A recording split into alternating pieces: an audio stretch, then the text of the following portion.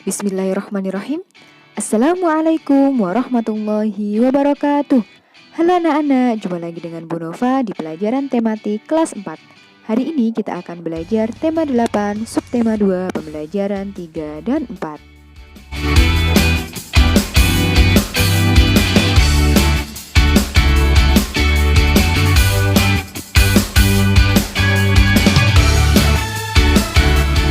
Pembelajaran 3. Hari itu, Dayu dan teman-teman berdiskusi mengenai berbagai pekerjaan sesuai lingkungan tempat tinggalnya. Mereka juga berdiskusi mengenai pekerjaan yang berkaitan dengan kegiatan ekonomi. Dayu bercerita bahwa dia dan ayahnya pernah berbincang dengan seorang bapak yang pekerjaannya menjadi badut. Bapak itu bernama Pak Andi. Pak Andi bekerja di sebuah mal dari pukul 3 sore sampai pukul 9 malam. Pagi hari, Pak Andi menjadi badut di sebuah taman bermain yang letaknya tidak jauh dari mal. Sampai akhirnya, pembicaraan Dayu, ayah Dayu dan Pak Andi berlanjut dengan bertukar alamat. Ternyata tempat tinggal Pak Andi tidak jauh dari mal yang Dayu kunjungi. Pekerjaan sebagai badut banyak kita jumpai di kota. Iya, menjadi badut merupakan salah satu pekerja jasa. Apa contoh pekerjaan lain yang saling berkaitan dalam suatu kegiatan ekonomi ya? Ayo kita cari tahu. Anak-anak, coba kalian amati gambar di halaman 86. Nah, di sini ada gambar kegiatan ekonomi. Masih ingatkah kalian kegiatan ekonomi apa saja?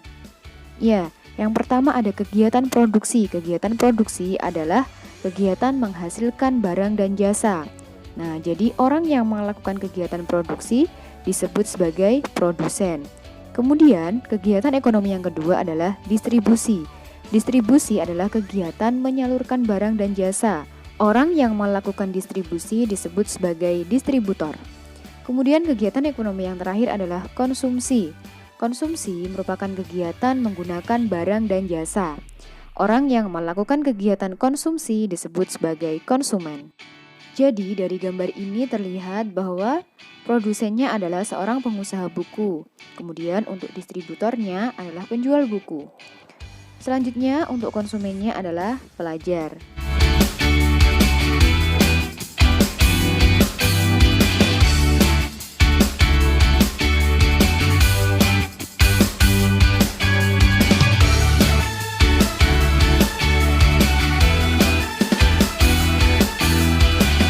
Anak-anak, buku merupakan sumber ilmu.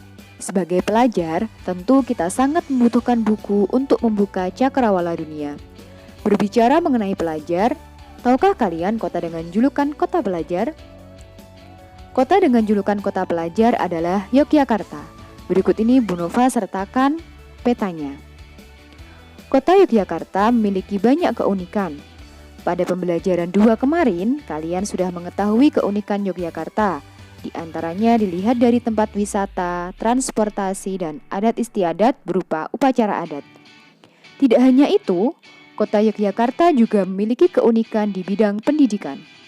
Banyak sekolah dari tingkat dasar hingga perguruan tinggi di kota Yogyakarta. Oleh karena itu, banyak orang dari daerah lain, bahkan dari mancanegara datang ke Yogyakarta untuk belajar. Tahukah kalian perguruan tinggi di Yogyakarta yang sangat terkenal? Perguruan tinggi itu adalah Universitas Gadjah Mada yang disingkat UGM. Selain UGM, masih banyak lagi perguruan tinggi di Yogyakarta, seperti Universitas Negeri Yogyakarta, Universitas Ahmad Dahlan, dan Universitas Muhammadiyah Yogyakarta. Oleh karena banyak perguruan tinggi di Yogyakarta, maka banyak juga orang yang bekerja sebagai dosen atau guru. Bagaimanakah karakteristik pelajar di kota Yogyakarta? Saat ini daerah Yogyakarta sudah dihuni banyak suku bangsa di Indonesia seperti suku Jawa, Sunda, Batak, serta etnis Tionghoa. Oleh karena itu, karakteristik pelajar yang ada di Yogyakarta beragam. Di sekolah, setiap pelajar harus bisa menghormati keragaman karakteristik, di antaranya mau berteman dengan anak dari daerah lain tanpa memandang agama maupun sukunya. Begitu juga saat di lingkungan tempat tinggal.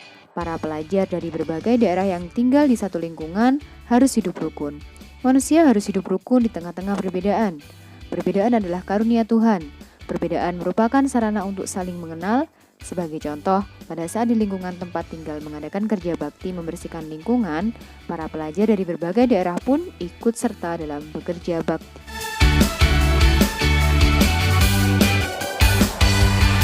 Anak-anak, daerah tempat tinggal penduduk Yogyakarta beragam. Ada daerah dataran tinggi, dataran rendah, pesisir, kota, dan desa. Di Yogyakarta juga banyak dijumpai sungai, di antaranya Sungai Opak, Sungai Cade, Sungai Kuning, Sungai Progo, dan Sungai Gajah Wong. Ada cerita legenda di antara sungai yang disebutkan Bu Nova tadi. Sungai itu adalah Sungai Gajah Wong. Penduduk Yogyakarta sering menyebut sungai dengan kali. Kali Gajah Wong adalah sebuah kali yang terletak di tengah-tengah kota, kecamatan Kota Gede. Panjang kali ini tidak lebih dari 20 km. Pada abad ke-17, kali ini merupakan kali yang kecil. Masyarakat di situ menyebutnya sebuah kalen, yang artinya kali kecil. Dan kebetulan airnya pun hanya gemercik sedikit sekali. Nah, untuk mengetahui bagaimana asal-usul Kali Gajah Wong ini, anak-anak bisa membuka dan membaca buku kalian halaman 91 sampai dengan 93.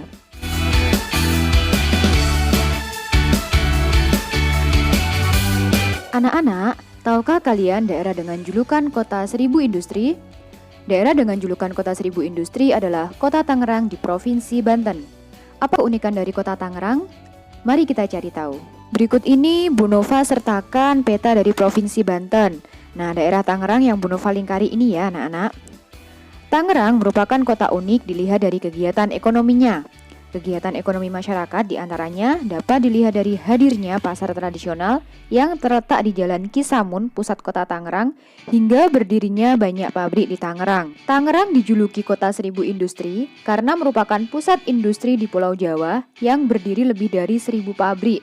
Banyak perusahaan-perusahaan internasional yang memiliki pabrik di kota ini. Selain keunikan di kegiatan ekonomi, Tangerang memiliki keunikan dari bangunan-bangunan lama yang masih berdiri sampai sekarang.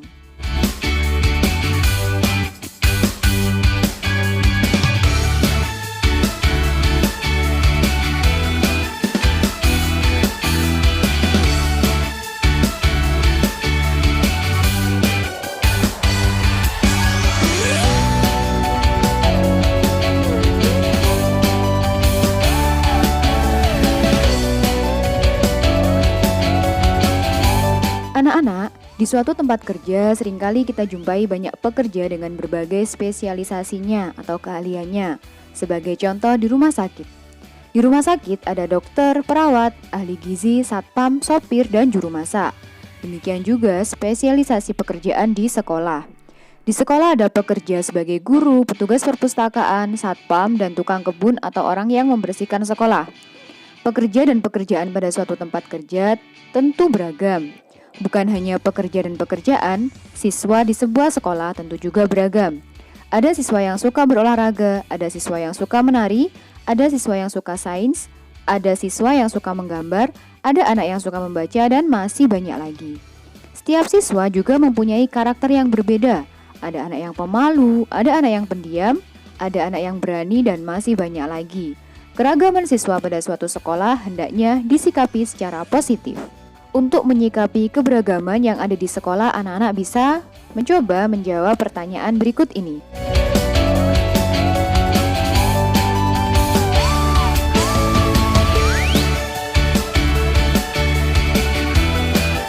Anak-anak, untuk tugas hari ini silahkan kalian mencari cerita fiksi dan membacanya dari berbagai sumber boleh. Kemudian jawablah pertanyaan berikut ini di buku tulis kalian. Jika sudah, kalian bisa mengirimkan ke Bu Nova dan Bu Nila. Baik anak-anak, sekian untuk pembelajaran kita hari ini. Semoga bermanfaat. Wassalamualaikum warahmatullahi wabarakatuh.